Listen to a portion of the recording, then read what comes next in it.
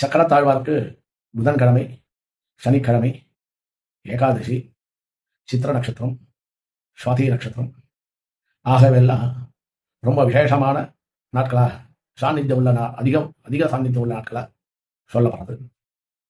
அது இந்த வாட்டி புதன்கிழமையே வந்துடுறது. புதன்கிழமையில விஷ்ணு ஆராதனம் குறியாதுன்னு புதன்கிழமையில விஷ்ணு ஆராதனம் ரொம்ப விசேஷம் சொல்லப்படுறது.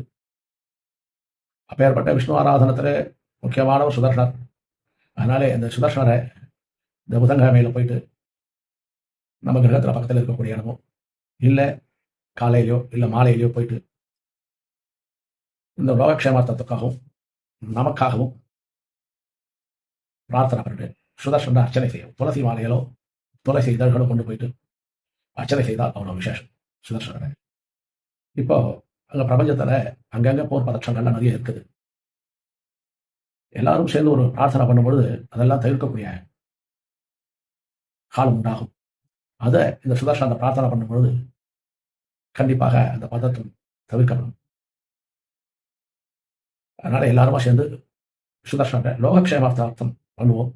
இந்த உலகங்கள் நல்லா இருந்தால் இந்த உலகத்தில் வாழக்கூடிய ஜீவராசிகள்லாம் நல்லா இருக்கணும், நாமளும் நல்லா இருக்கணும் அப்படின்னு பிரார்த்தனை பண்ணிப்போம்.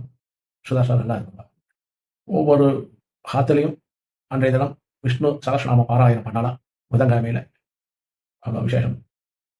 விஷ்ணு சகஸ்ரநாமம் ஃபுல்லாக பாராயணம் பண்ண முடியலன்னா கூட அதில் வரக்கூடிய வனமாலி கதீஷார்கி சங்கி சக்ரீச்சானந்தகி ஸ்ரீவான் நாராயணோ விஷ்ணு வாசுதேவோ அபிரக்ஷது அப்படின்னு சொல்லிட்டு அந்த ஸ்லோகத்தையாவது உட்காந்து பாராயணம் பண்ணலாம். சுதர்ஷன மந்திரம் தெரிஞ்சால் சுதர்ஷன மந்திரம் குரு மூலமாக உபதேசம் பெற்றிருக்க வேண்டும். அப்பொழுதுதான் மந்திரத்துக்கு விசேஷம். அந்த குரு மூலமாக அங்கன்யாதகரண்யத்தோட வாங்கியிருந்தீங்கன்னா அவ்வளவு விசேஷம் அது. அப்படி இல்லை சுதர்ஷனுடைய ஸ்லோகங்கள் தெரிஞ்சால் சுதர்ஷனுடைய ஸ்லோகங்கள் பாராயணம் பண்ணலாம்.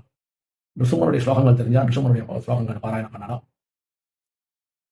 அப்படியும் முடியல அப்படின்னா சுதர்ஷ தேசிகனால் இயற்றப்பட்ட சுதர்ஷனாஷ்டகம் இருக்கு இல்லையா, அது 8 ஸ்லோகம், அதை சொல்லலாம்.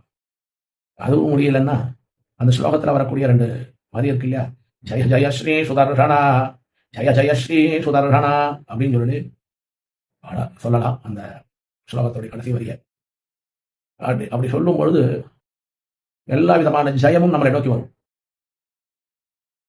எப்படி ஒருத்தரை போற்றி புகழ்ந்திருக்கும் போது அனுகிரகம் நமக்கு கிடைக்கிறதோ அதே மாதிரி பெருமான் சுதர்ஷனை பிரார்த்தனை பண்ண நமக்கு எல்லா விதமான ஜெயங்களும் நம்மளை நாடி வரும். அதனாலே அந்த சுதர்ஷனரை ஒவ்வொரு இல்லத்திலையும் ஒவ்வொரு திருக்கோயிலும் ஒவ்வொரு எண்ணத்தையும் நிலைநிறுத்தி பிரார்த்தனை செய்யுமாறு அனுகிரகம் பண்ணுமாறு பெருமாள் பிரார்த்திச்சுக்கிறேன். ஸ்ரீமன் நாராயணன்.